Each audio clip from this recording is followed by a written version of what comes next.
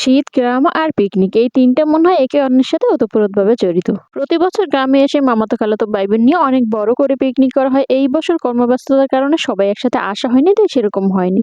তবে আজ ছিল মামার বাড়িতে আমাদের দাওয়াত, পিকনিকের দাওয়াত। তাই তো ৪ বোন রান্না বাচ্চা নিয়ে চলে যাচ্ছি।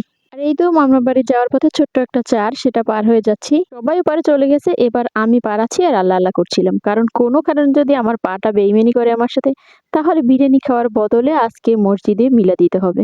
এই তো কাঁপতে কাঁপতে এবার আমিও চার পাড়িয়ে ওপার যাচ্ছি। আমাদের বরিশালে তো নদী খালের কথা সবাই শুনেছেন, এই হয়েছে খালের মধ্যে চার। আমি যেখানে একা আসতে ভয় পাচ্ছি, এইদিকে দেখেন আরেকজন আটার বস্তা নিয়ে কিভাবে আসতেছে।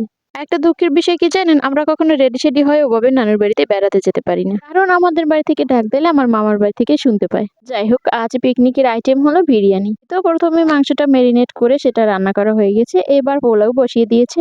গ্রামে যদিও সবকিছু অ্যাভেলেবেল থাকে না, এখানে রান্না বান্নার প্রসেসিংটা একটু অন্যরকম। বেশি যাই হোক, শহরের তুলনায় হাজার গুণ মজা এখানে রান্না, কারণ মাটির চুলায় রান্না বলে কথা। আমার মনে হয় গ্রামের লবণ তেল দিয়ে সিদ্ধ করা জিনিসও অনেক মজা লাগে। তো চালটা যখন 80% কুক হয়ে গেছে, এবার এর মধ্যে মাংসটা দিয়ে দিয়েছে। 5 মিনিটের মতো হাই হিটে রেখে তারপর এটা ভাপে দিয়ে দিব। আজ এই সিম্পল ভাবে বিরিয়ানি রান্নাটা এত মজা হয়েছে, সেটা কি বলবো। সবাই খেয়ে বলছে এত মজার বিরিয়ানি অনেক বছর পর খেলাম। এই তো এবার এটা ভাপে রেখে দিয়েছে, আর সব বাচ্চারা ওয়েট করছিল কখন হবে, কখন খাবে। আমের খাবার আমার সবসময় প্রিয়, আর মায়ের হাতের খাবার হলে সেটার তো কথাই নেই।